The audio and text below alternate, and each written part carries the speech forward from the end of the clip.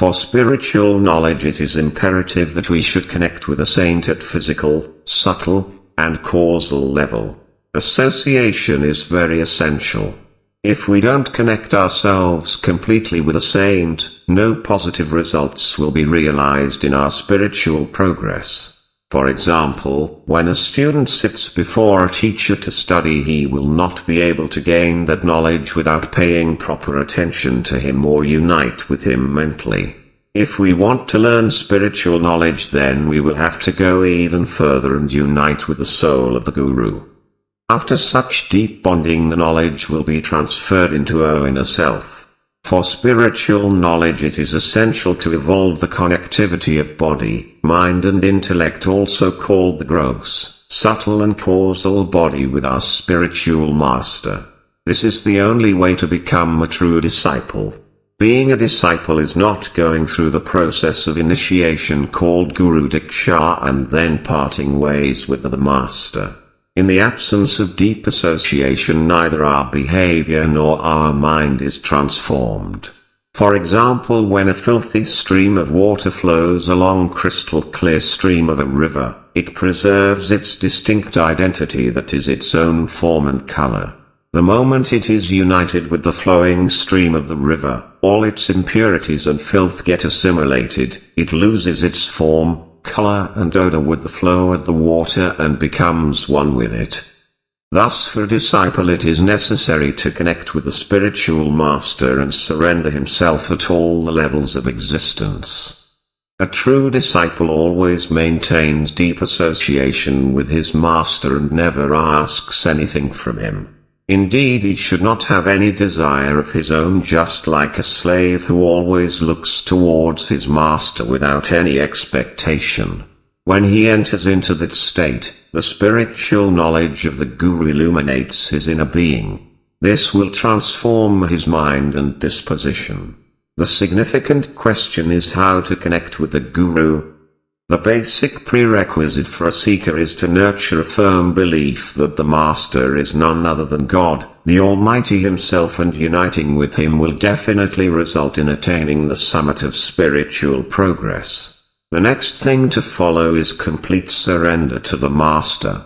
In the Bhagavad Gita, Lord Krishna finds Arjuna vexed by the sense of attachment and infatuation for his kith and kins. Providing knowledge to a person who is in deep sleep is a futile exercise. Therefore, awakening is essential. Lord Krishna delivers a lot of sermons to convince Arjuna about the duties and obligations of a man, but nothing happens. He knows very well that nothing significant will take place in the absence of deep faith.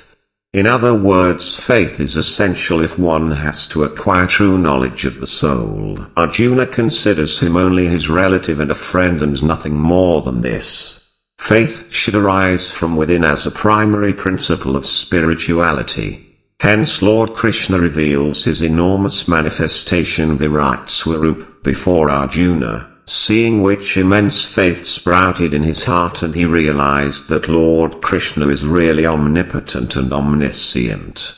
With folded hands and meek submission, Arjuna asks the Lord, "What should I do?" Lord Krishna says, "Fix your mind upon me, be devoted for me, sacrifice for me, bow down to me." Connection has to be maintained at all the three levels: the mind, the ego and the intellect. It is something not to be spoken about. In other words, this knowledge is not taught by discourses and sermonizing. On the other hand, the prerequisite to attain this knowledge is connecting to the Master, and when it happens, the knowledge within the Master will illuminate the inner self of the disciple. Lord Krishna clarifies this further in the next verse. Abandon all actions of the body, mind and intellect and take refuge in me alone. Leave everything to me and become mine. Just surrender only to me. There should be no one else other than Guru in the life of a devotee. The person who unites with his Master completely becomes one with him. The Lord hints at taking complete refuge in him. Having taken complete refuge in God, all the attachments concerning the worldly affairs disappear and knowledge is attained.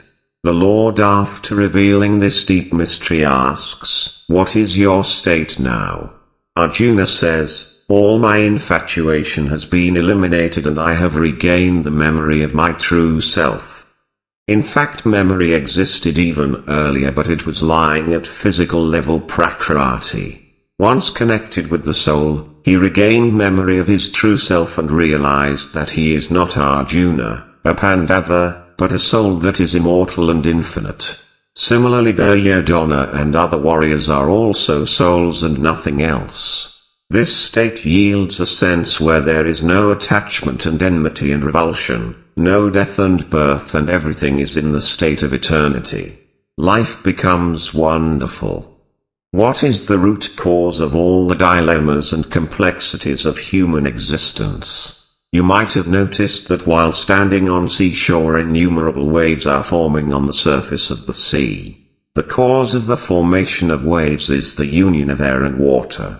Where there is no wind, the surface remains calm and no wave is formed. Ocean and waves are not different and inseparable from one another. Similarly, our existence is the result of the combination of soul and nature. But, after combining with nature, we take a human form.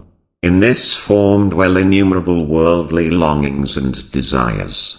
When we make progress in our spiritual journey, we perceive that we are souls and nothing else. After this realization, all the worldly vices, for example enmity and hatred, become things of the past. This state of bliss will definitely be realized by you, and boundless love will prevail all around. Now the question is how to connect ourselves with the Guru at the level of mind, intellect and ego.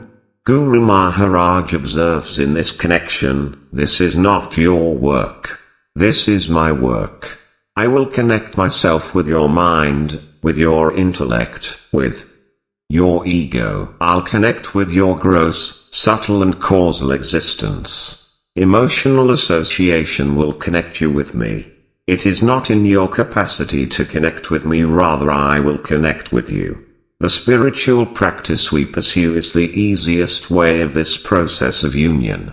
Guru Maharaj postulated the simplest and easiest method of meditation: sit in one position and think that God or Guru's light is entering into our heart.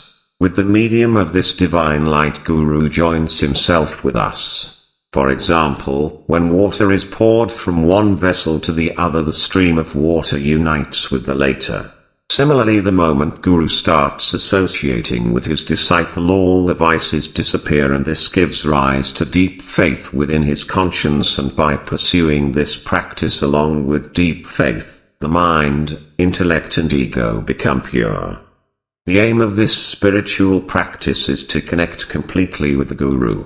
When we establish emotional association with him, the true knowledge will enter into our conscience, and it will enter in such a manner that it will be visible in my conduct.